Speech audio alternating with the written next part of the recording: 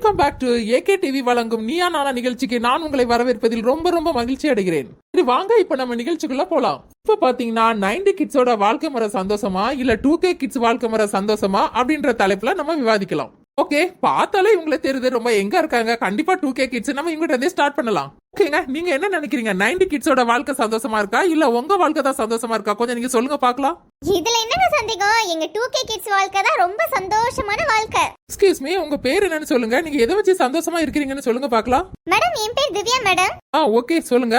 Madam, எங்க 2K கிட்ஸ்ல வாழ்க்கைன்றது மொத்தமே ரெண்டே விஷயம் தான் மேடம். ஒன்னு வைஃபை, இன்னொன்னு மொபைல் மேடம். இந்த ரெண்டு இருந்தா போதும், எங்க வாழ்க்கையே ரொம்ப சந்தோஷமான வாழ்க்கை மேடம். என்னம்மா நீ உண்மையை சொல்லு, உனக்கு மொபைல் மட்டும் இருந்தா போதுமா? உங்க அப்பா அம்மா இல்ல கூட பிறந்தவங்க யாருமானு தேவையில்லையா?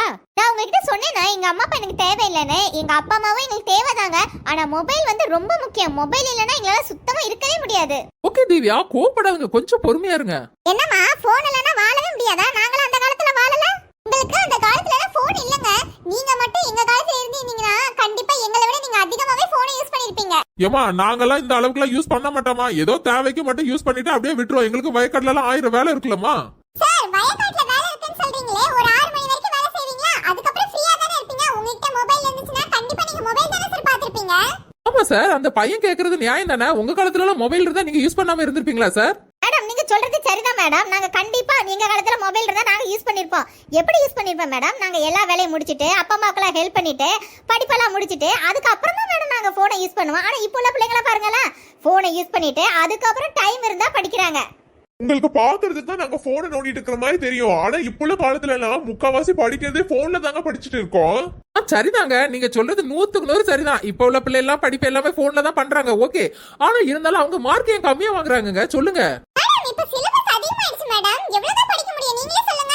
மேடம் விடுங்க மேடம், படிக்கிற பசங்க எப்படினாலும் போனை பார்த்தா கூட படிக்கிறாங்க மேடம், அதை விடுங்க.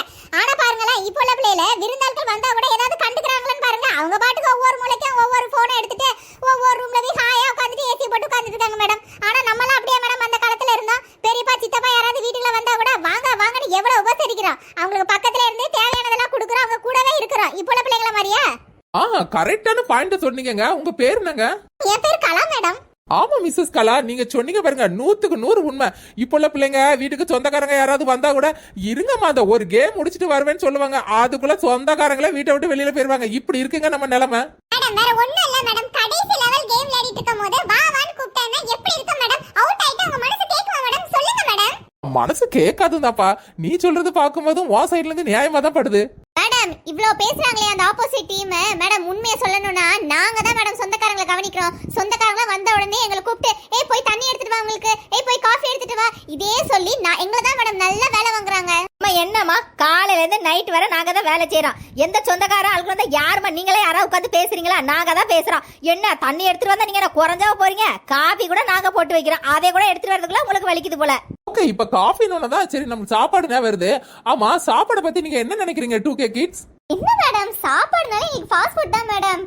அதுவும் chicken rice, pizza, burger, oh my god, அதை நினைச்சாலே இப்ப கூட எனக்கு பசிக்குது மேடம். பாத்தீங்களா மேடம், ஃபாஸ்ட் ஃபுட்டா? ஃபாஸ்ட் ஃபுட் எவ்வளவுக்குள்ள உடம்புக்கு கெடுதி.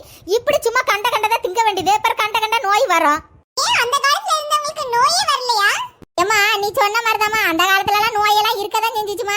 ஆனா பாரு 100க்கு 90 பேருக்கு சுகரே இருக்காதுமா. இப்ப பாரு இப்போ உள்ளவங்களுக்கு 100க்கு 90 பேருக்கு சுகர் தான் இருக்கு.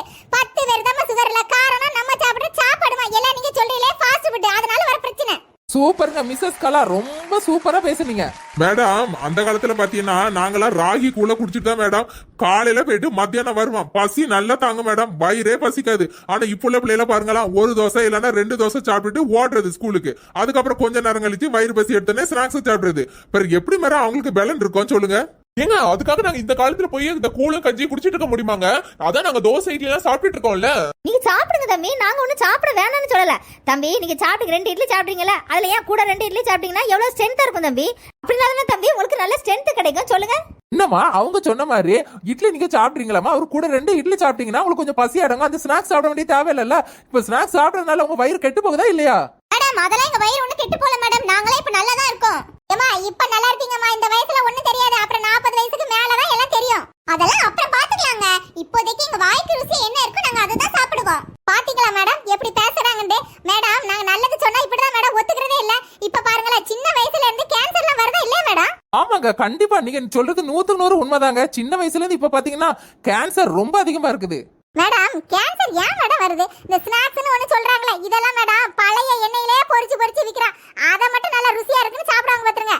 நம்ம வீட்ல நல்லா சுத்தமா நல்ல எண்ணெயில சமைச்சு வச்சேன்னு வைங்களா, அத ஒருத்தர் சாப்பிட மாட்டாங்க மேடம். ஏன் மேடம்? நம்ம பச்சை பயிறு, கொண்டக்கடலை, வேர்க்கடலை இதெல்லாம் வச்சு வச்சேன்னு வைங்களா, ஐயோ இதை எவன் சாப்பிடுவானு ஓடி போய் கடையில போய் வாங்கி சாப்பிடுறது. பின்ன ஏன் மேடம் நோய் வராது?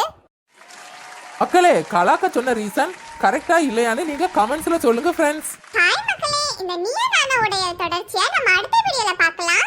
மக்களே உங்களுக்கு 90s கிட்ஸோட உணவு பிடிக்குமா இல்லனா 2K கிட்ஸோட உணவு பிடிக்குமான்னு கமெண்ட்ல சொல்லுங்க ஃப்ரெண்ட்ஸ். மக்களே அடுத்த நீயா நானா வீடியோல 90s kids vs 2K கிட்ஸ்லோடைய Dress பத்தி நம்ம விவாதிக்க போறோம் மக்களே. அந்த வீடியோவை நீங்க மறக்காம பாருங்க. ஃப்ரெண்ட்ஸ் இந்த வீடியோ